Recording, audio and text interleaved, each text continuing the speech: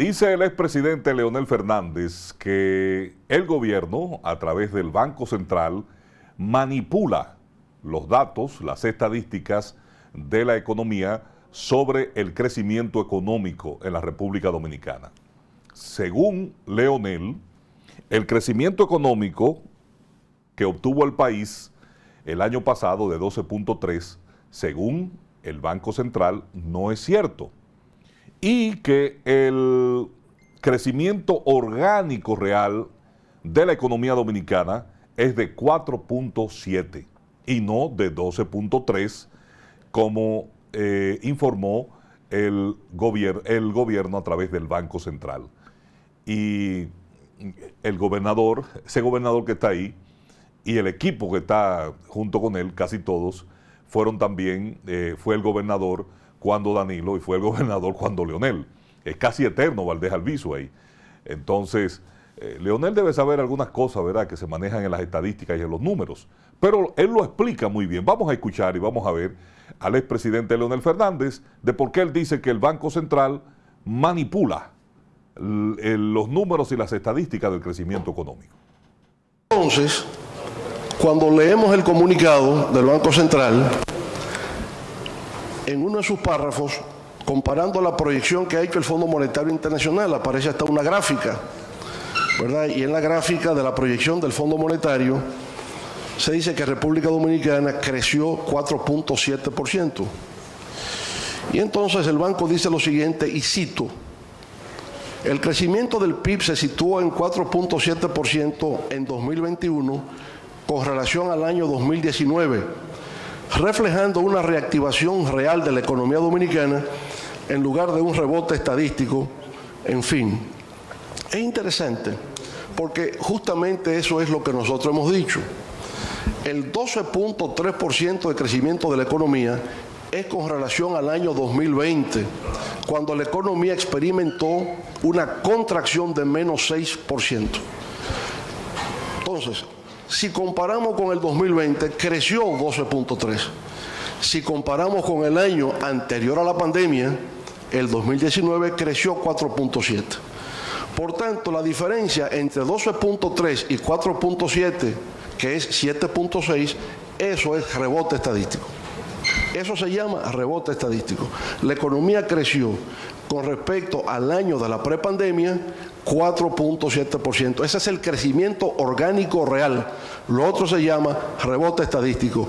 Y lo que está haciendo el Banco Central en su comunicado es manipulando a la opinión pública nacional cuando dice que ese es el crecimiento real. Bueno, entonces, cuando leemos el comunicado del Banco Central, en uno de sus párrafos, comparando la proyección que ha hecho el Fondo Monetario Internacional, aparece hasta una gráfica, ¿verdad? Y en la gráfica de la proyección del Fondo Monetario se dice que República Dominicana creció 4.7%. Y entonces el banco dice lo siguiente, y cito. Bueno, ahí estaba la explicación de Leonel de por qué él dice que el Banco Central manipula las estadísticas, las cifras, los números sobre el crecimiento económico. Pero Leonel fue un poquito más lejos. Dice Leonel que la inflación en la República Dominicana se duplicó partiendo de lo que tenía estimado o proyectado el Banco Central. Y la inflación se sitúa en 8.5%, el doble de lo que fijó el Banco Central. Y entonces explica el exmandatario y líder de la Fuerza del Pueblo que por eso la escalada alcista en los precios de los artículos de consumo masivo, de bienes, de servicios, que se registra en la República Dominicana, y advierte Leonel que ya el pueblo lo está sintiendo. Veamos otra vez a Leonel. ¿A cuánto ascendió la inflación en el año 2021? 8.5%. El doble de lo que estimó el Banco Central. Y eso es lo que está sintiendo el pueblo dominicano.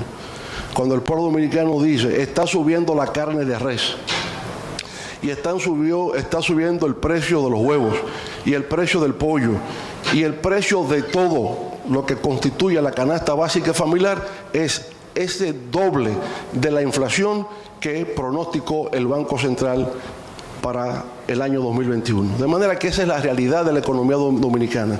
Se quiere crear una burbuja de que es la economía que más crece en el mundo, y la realidad es que ya el pueblo dominicano está sintiendo el peso de la crisis económica a la cual nunca hace referencia el gobierno de la República Dominicana. Ahí les dejo. Bueno, sin embargo, el gobierno no se puede quedar dado. Usted sabe, cuando uno era muchacho en la escuela o en el barrio, que un amiguito le daba, lo pisaba, cualquier otra cosa, y uno no se quedaba dado.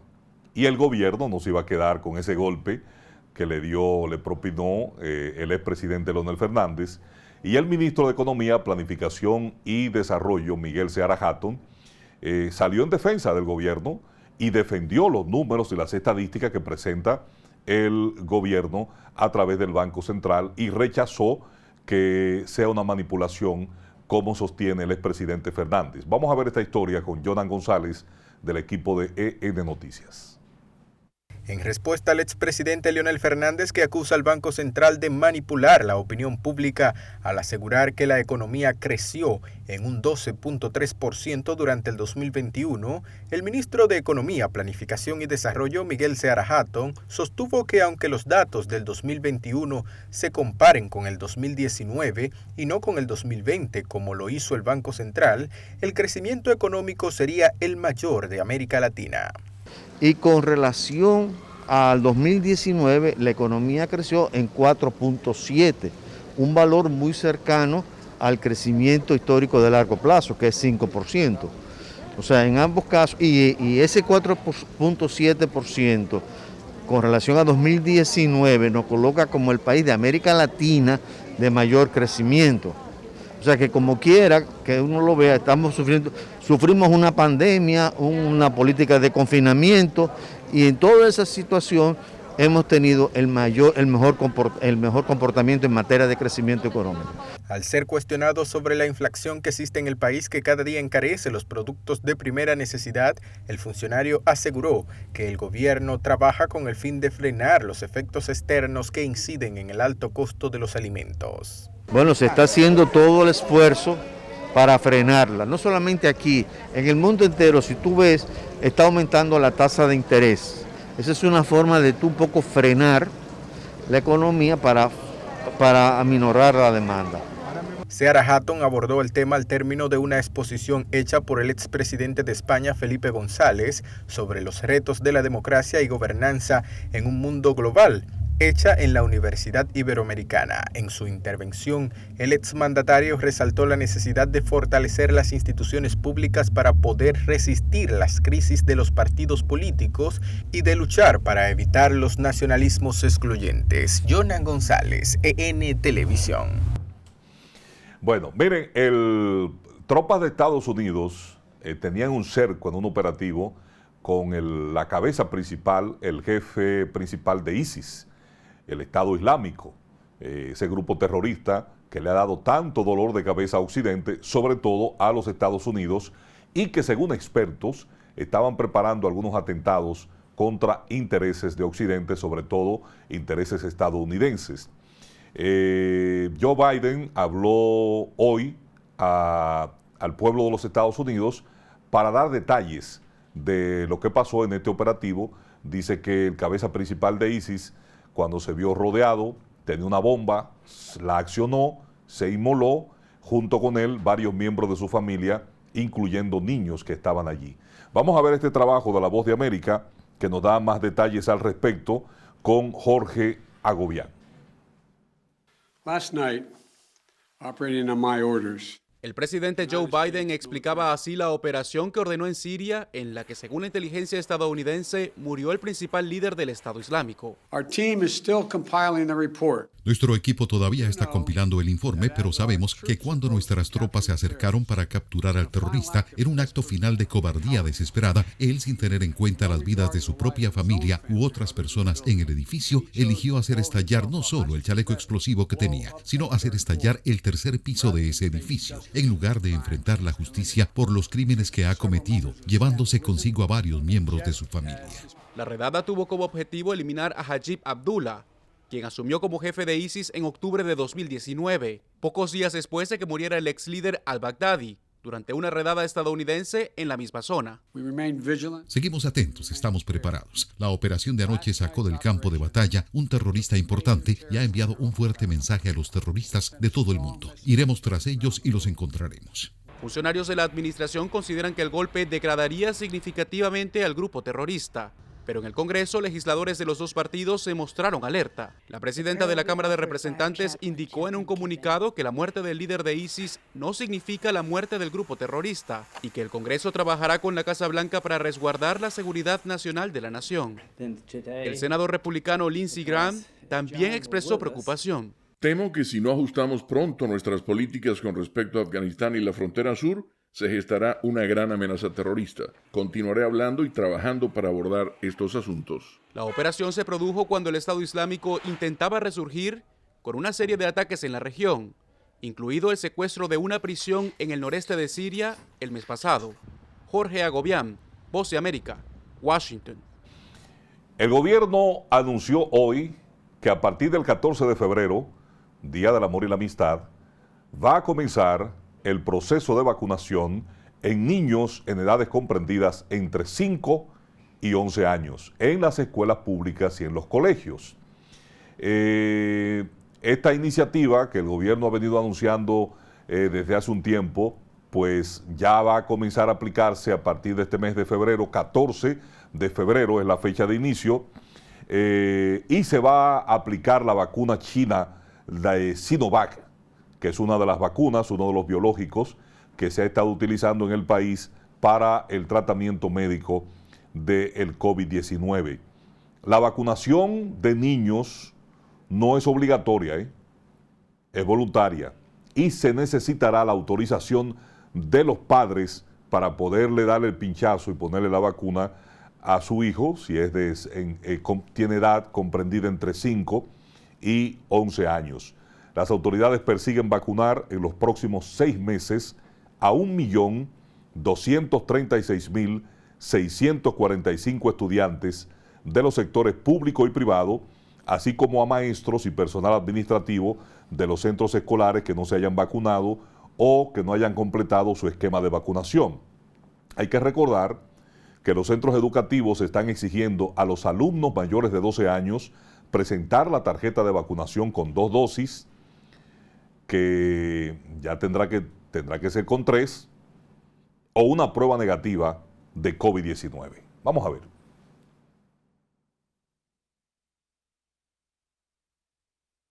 Los centros educativos coordinarán con las autoridades locales de educación y de salud pública la fecha de vacunación en cada espacio educativo, una vez recopiladas las autorizaciones firmadas. Una campaña que busca orientar a toda la comunidad educativa, la familia, y brindar un espacio lúdico a los niños de manera que podamos bajar el estrés y los miedos que producen a todas las vacunas. Este espacio va a ser decorado, organizado, para que los niños lleguen con alegría a ese momento. Es una vacuna que se ha utilizado en más de 100 millones de niños. Los estudios han demostrado también que en los niños hay una mayor respuesta de anticuerpos que en los adultos con la Sinovac.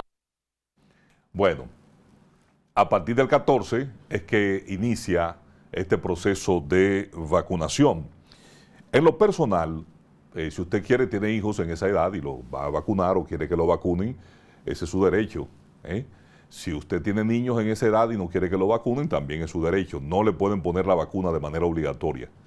Tienen que tener la autorización de usted como padre o como madre para poder inocular a sus niños. Pero yo me pregunto, si está demostrado y las propias autoridades de salud locales, para no hablar a nivel internacional, las autoridades de salud locales en la República Dominicana admiten que durante el periodo escolar, cuando los niños estuvieron en las aulas, el nivel de contagio de COVID entre la población estudiantil, entre los menores de edad, fue menos de 2%. Y la letalidad en menores de esa edad es prácticamente 0. Entonces, ¿cuál es el afán? Pregunto yo. ¿Cuál es el afán de ponerle esta vacuna contra el COVID que ya ha demostrado en la práctica que no nos protege contra el COVID porque como quiera nos da? que nos da leve, que si nos da, entonces no nos morimos, no nos internan, y si nos internan no nos morimos. Es una narrativa media trunca, ¿verdad? Cuando nos habían dicho otra cosa desde el principio. Entonces, ¿por qué apresurarnos a querer vacunar a los niños cuando incluso si les da el COVID, los síntomas que desarrollan son leves? Porque los niños son propagadores del COVID. Esa narrativa también ha sido desmontada incluso por la Organización Mundial de la Salud. Pero el gobierno dice, vamos a vacunar a los niños. Bien, yo tengo varios puntos que se los voy a recomendar a usted. Y es lo que yo pienso. Necesariamente no tiene que ser así. Ningún niño debe ni puede ser vacunado sin autorización de sus padres. Es lo primero. En ninguna escuela, ningún director, ningún profesor, ninguna autoridad puede vacunar inconsultamente ni obligatoriamente a un niño. Los padres debieran abstenerse de firmar cualquier documento que exima a los fabricantes de las vacunas y a las autoridades del gobierno de responsabilidad. Si en el documento que usted tiene que firmar, usted quiere que le vacunen a su niño para que se proteja del COVID, bien, es su derecho. Pero si en el documento que usted tiene que firmar le están diciendo que el gobierno no se hace responsable de los efectos que provoque la vacuna, ni los laboratorios fabricantes tampoco, para mí eso tiene cocorícamo. Porque no es posible que usted me exija a mí una responsabilidad de la cual usted quiere que yo lo exima.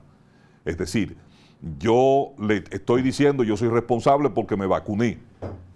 Sin embargo, usted no quiere hacerse responsable de cualquier efecto que esa vacuna provoque en mí. Es raro el negocio, ¿no? Es raro el acuerdo. Bueno, número 3, ningún estudiante puede ser excluido de las aulas por no estar vacunado. Son derechos consagrados en la Constitución y ya eso lo hemos discutido aquí bastante, aunque es posible que aparezcan directores de escuelas o de colegios o profesores que quieran presionar a los padres o a los muchachos con expulsarlo, con no dejarlo entrar a las aulas o a las clases si no se vacunan. Y 4, el gobierno debe asumir total responsabilidad por las reacciones y las consecuencias de la vacuna que se coloque en los niños. Creo que es lógico, ¿verdad? Creo que es razonable. Si vamos entonces a inocular, si le vamos a poner a nuestros niños esa vacuna contra el COVID. Ya usted lo sabe, a partir del 14 de febrero va a comenzar el proceso de vacunación. Mientras tanto, el mundo está reabriendo frente a Omicron. Sí, ya incluso en Europa se está hablando, se está comenzando a tratar en ciertos círculos de dar por terminada el fin de la pandemia, aunque la OMS, la Organización Mundial de la Salud, dice cuidado, no se apresuren, no vayan tan rápido. Pero ya el mundo ha comenzado a relajar, a quitar las medidas. Aquí todavía en la República Dominicana, con los buenos resultados que hemos obtenido en la lucha frente a la pandemia del COVID, todavía queremos seguir imponiendo una tarjeta obligatoria de vacunación con 3 dosis ahora. Cuando ya hemos visto el mundo sigue abriéndose, las economías están abiertas, los países comienzan a relajar las medidas, a quitar las medidas, e incluso hay un estudio de la Universidad Johns Hopkins de Estados Unidos, que es una universidad prestigiosa a nivel mundial, pero que es la universidad que ha estado llevando todos los registros y todas las estadísticas de la pandemia del COVID. Dice la Universidad Johns Hopkins, amparada en decenas de estudios, que la política de encerramiento no valió de nada para bajar los niveles de mortalidad. Entonces, mientras tanto, estos estudios se dan a conocer, dice que el cierre de fronteras que se impuso desde el comienzo de la pandemia, los estados de cierre, los estados de emergencia, los estados de excepciones como aquí, el encerrarnos en la casa, el que no salgan, como hicieron los chinos cuando comenzó la pandemia, encerrar poblaciones enteras, millones de gente encerrada, y como hizo todo el mundo, porque pensamos que esa era la solución, no sirvió de nada. Usted se está dando cuenta. Pero a partir de ahora y lo que vendrá en los estudios que van a salir a la luz, las informaciones de cómo se han mal manejado muchos aspectos de esta estrategia que se ha implementado para combatir el COVID, mucha gente tendrá que darse en el pecho. Sí, van a tener que golpearse en el pecho. ¿Por qué? Porque gente ha defendido a capa y espada cosas que lamentablemente no han dado resultados para combatir el COVID, para enfrentarnos a la pandemia. Y, ¿sabe qué dice este estudio de la Universidad Johns Hopkins? que más que las medidas de aislamiento, de encierro y de todo lo demás, el éxito en el combate a la pandemia del coronavirus ha sido más por iniciativa individual y personal de los ciudadanos que por iniciativas estatales. Es decir, el cuidado que usted ha tenido, que yo he tenido, es lo que me ha ayudado a mí a combatir y ha ayudado a los países a combatir efectivamente el COVID, más que encerrarnos, que los toques de queda, los encierros y todo lo demás. Pero eso es parte de lo que vamos a vivir y evidentemente de lo que hemos estado viviendo en medio de la pandemia del COVID. De nuestra parte es todo. Nos vemos mañana en Primer Plano.